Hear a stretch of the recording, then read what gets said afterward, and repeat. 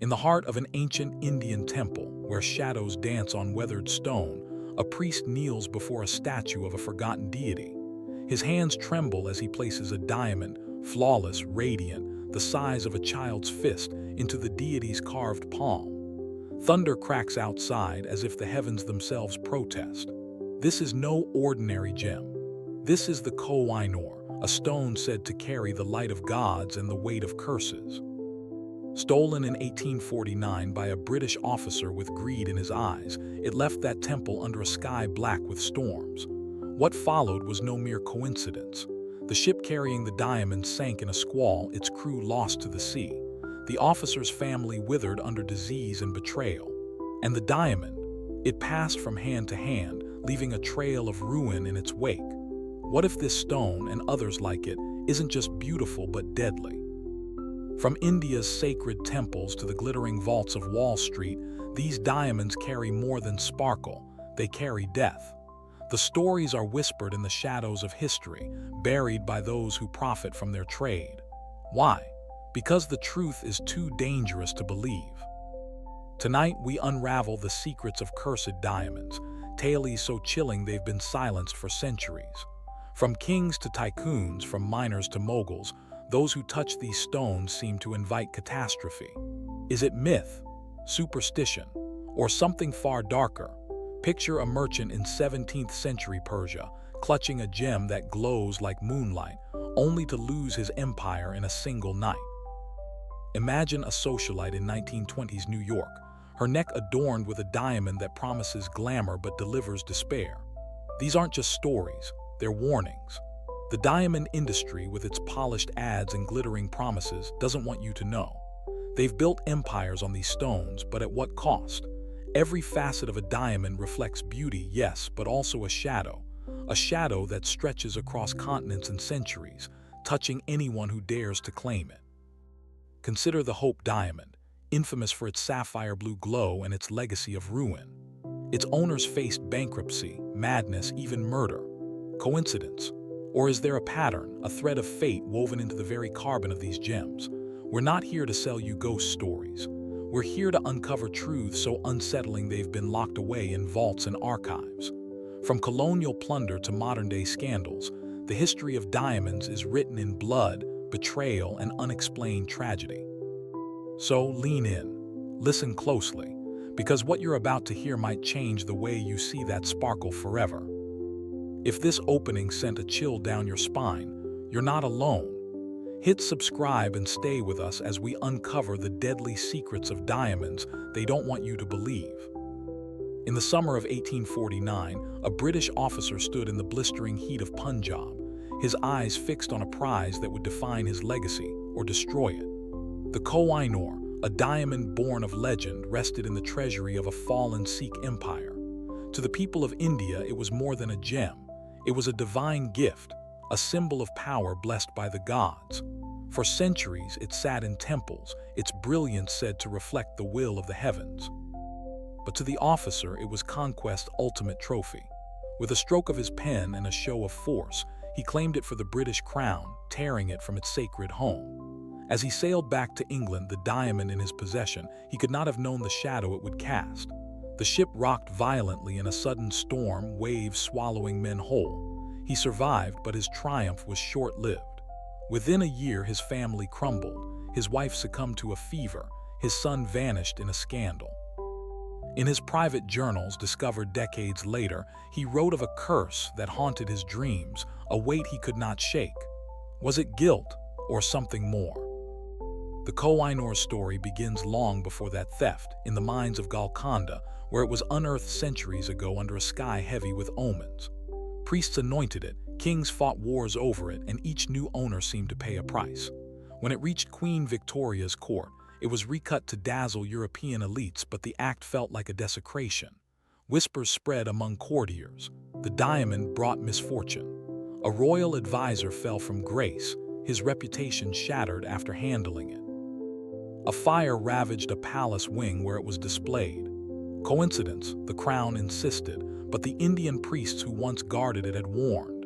To take what is sacred is to invite retribution. The British dismissed these tales as superstition, Yet the diamond's shadow grew. It passed through royal hands, each owner wary of its history, each wondering if the next tragedy was theirs. What makes this betrayal so profound isn't just the theft but the arrogance behind it. The Koh-i-Noor wasn't just a gem, it was a piece of a culture, a faith, a people.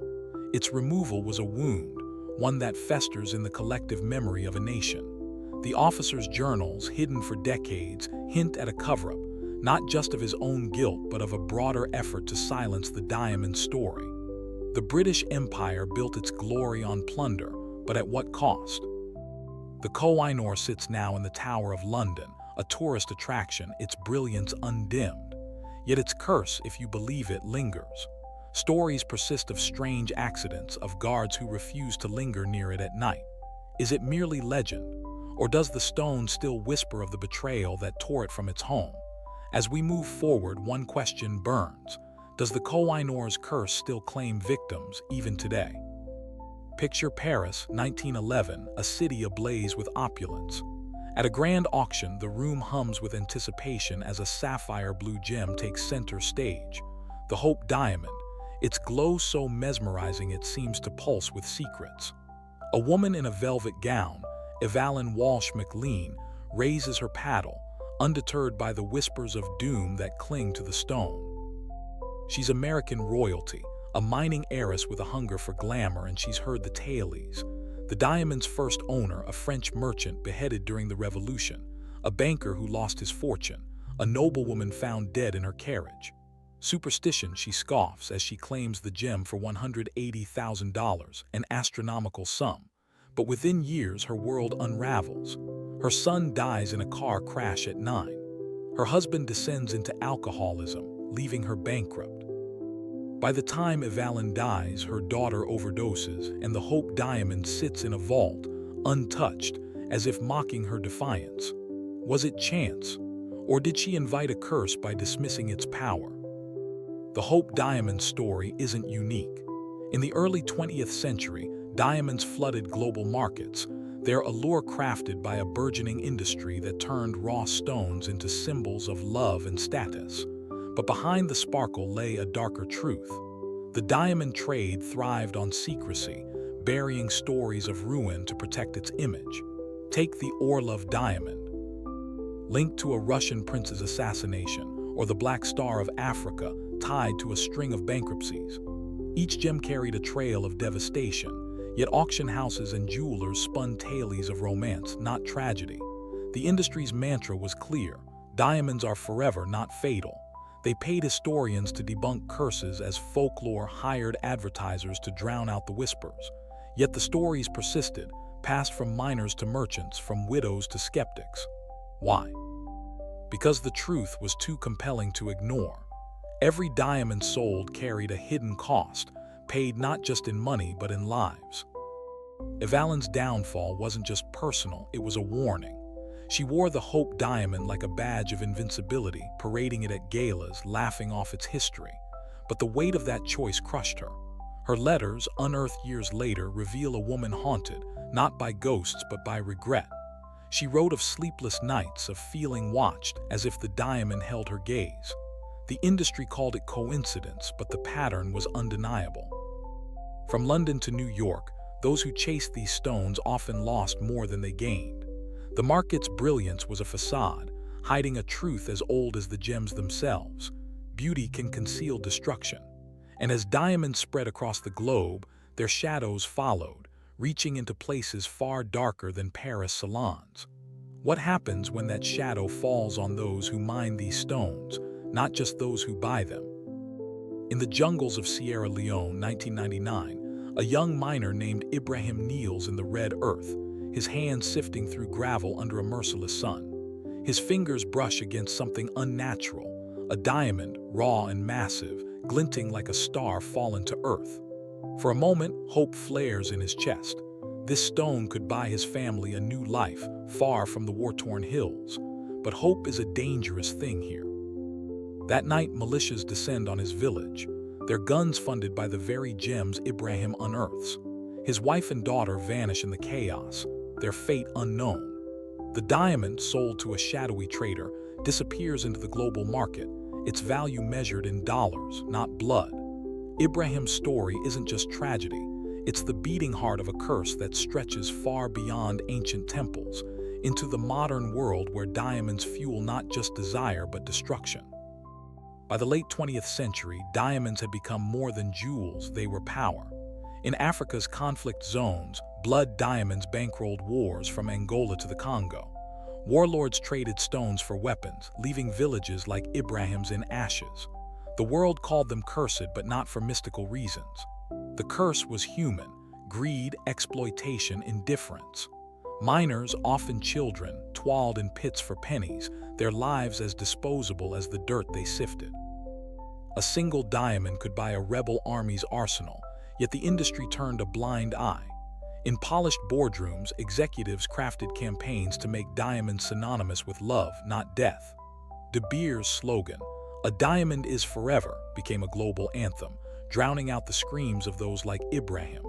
Documents leaked in the 2000s revealed how companies suppressed reports of conflict diamonds, funneling them into legitimate markets. The curse wasn't a ghost, it was a system. Yet the stories persist, haunting in their repetition. In Liberia, a rebel leader who hoarded diamonds died in a betrayal-fueled ambush. In Zimbabwe, a mine collapse buried workers alongside their finds. These weren't accidents, they were consequences. The diamond's journey from African soil to Western jewelers carried a toll, one paid by the powerless. Ibrahim, now a ghost of himself, joined a refugee camp, his dreams of salvation crushed. His story, pieced together from aid workers' accounts, mirrors thousands, men and women whose lives were sacrificed for stones that adorn the wealthy. The subtext is brutal. Every ring, every necklace might carry a piece of someone's suffering. As the diamond trade globalized, so did its shadow, touching not just miners but the elite who wear their spoils. What happens when that shadow reaches the penthouses of power, where tycoons play with fire? In the glass towers of Manhattan, 2008, a financier named Richard Caldwell sips bourbon, his office walls lined with awards and his desk cluttered with diamond contracts. He's built an empire trading gems, his name whispered in elite circles as a man who turns carbon into gold. But tonight, his hands shake as he reads a report. A rare diamond he brokered, the Star of Eternity, has surfaced in a scandal. Its previous owner, a tech mogul, plummeted into bankruptcy. Another, a European heiress, died in a mysterious crash. Caldwell laughs it off, curses are for the superstitious. Yet weeks later, his firm collapses in a fraud investigation, his reputation reduced to headlines of disgrace.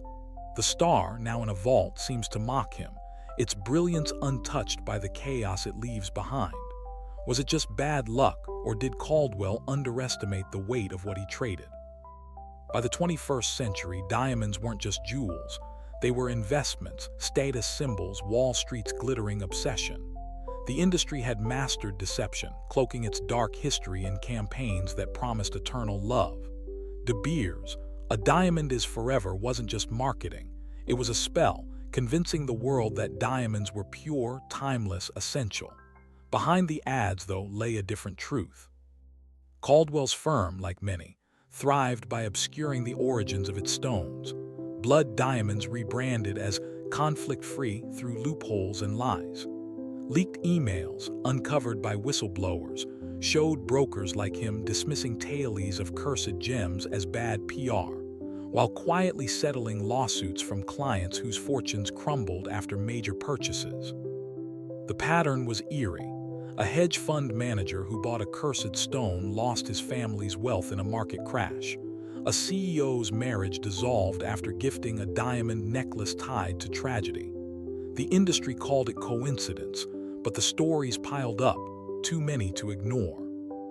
Caldwell's downfall was a microcosm of this deception. He built his career on the myth of diamonds as safe, glamorous assets, ignoring whispers of their darker past. His clients, dazzled by carats and clarity, never asked where the stones came from or what they carried. But the Star of Eternity, with its trail of ruin, seemed to demand reckoning. Court documents later revealed Caldwell knew of its history, a string of owners undone by betrayal or loss, but chose profit over caution. The subtext is chilling. In the pursuit of wealth, we blind ourselves to warnings. Wall Street's towers, like ancient temples, are built on hubris, and diamonds are their idols. As Caldwell's world burned, the industry kept spinning its narrative, but cracks were forming. Could the curse, now dressed in corporate suits, still claim victims in the highest echelons of power? And what does it mean when the glittering facade begins to crumble? In a sterile lab in Antwerp, a gemologist peers through a loop at a diamond's flawless facets, her breath steady as she measures its clarity. To her, it's just carbon, a marvel of nature's pressure, nothing more. Curses, she scoffs, her voice sharp with skepticism. They're stories we tell to make sense of chaos. Across the globe, in a dusty archive, a historian flips through yellowed pages, his eyes tracing accounts of diamonds tied to death and ruin. These aren't just tales, he counters. They're mirrors of our fears, greed, betrayal, mortality. The debate rages quietly, but it cuts to the heart of why cursed diamonds haunt us. Are they merely coincidence, dressed up in myth? Or do they carry a truth we're too afraid to face? The answer lies not in the stones, but in us, in the stories we weave and the shadows we refuse to see. Diamonds at their core are elemental, carbon forged in the Earth's crucible over billions of years. Science strips them of mystery. They're not cursed, just coveted. A gemologist might explain the Hope Diamond's tragedies as statistical noise, the inevitable fallout of human ambition. Bankruptcy, death, scandal. These are the risks of chasing wealth, not proof of supernatural wrath. Yet psychology tells a different story. Humans are wired to find patterns, to assign meaning to chaos. When a diamond changes hands and disaster follows, we don't see random chance, we see fate. The Koh-i-Noor's theft sparked wars and toppled dynasties. Coincidence, perhaps, but to those who lost everything, it felt like retribution. The historian argues this isn't superstition but a reflection of truth. Diamonds amplify our flaws. Greed blinds us, pride deceives us, and the stones become scapegoats for our own destruction. Consider the cultural weight of these tales. In India, diamonds were sacred, gifts from gods meant to be revered, not owned. Stealing them was a violation, a wound to the divine order. In the West, they became symbols of conquest and status, their value tied to scarcity and desire. But across cultures, the stories converge. To claim a diamond is to tempt fate. The historian points to ancient texts, where gems were said to carry the energy of their origins, mined by exploited hands, traded through betrayal. Modern science dismisses this, yet even skeptics pause when faced with the Hope Diamond's ledger of loss. Why do we cling to these stories? Because they force us to confront uncomfortable truths. Our hunger for beauty comes at a cost, paid in blood, pride, or ruin. The curse isn't in the stone, it's in what we're willing to sacrifice for it. As we near the end of this journey, one question lingers. What does our fascination with these cursed tales reveal about who we are? We began this journey in a storm-lit temple, where a diamond's theft set a chain of tragedies in motion, and we followed its shadow across centuries, through blood-soaked mines, glittering auction houses, and the shattered lives of those who dared to claim it. From the Koh-i-Noor's sacred betrayal to the Hope Diamond's trail of despair, from Sierra Leone's war-torn fields to Wall Street's collapsing empires, these stones have whispered a truth we can't ignore.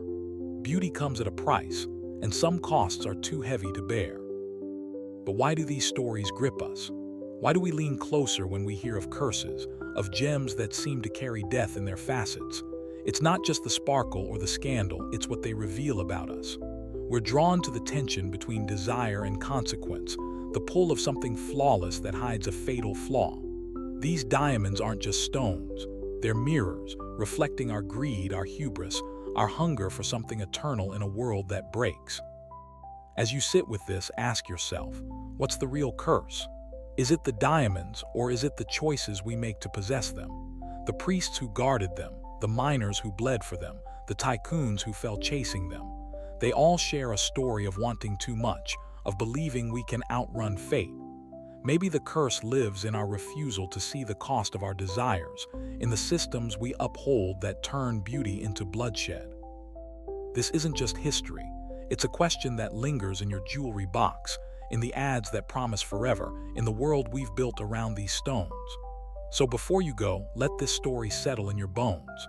If it made you pause, if it made you question the sparkle in your life, share your thoughts below. Hit like, subscribe, and join us for more truths too dangerous to stay buried. Because in the end, the stories we tell about diamonds are really stories about ourselves.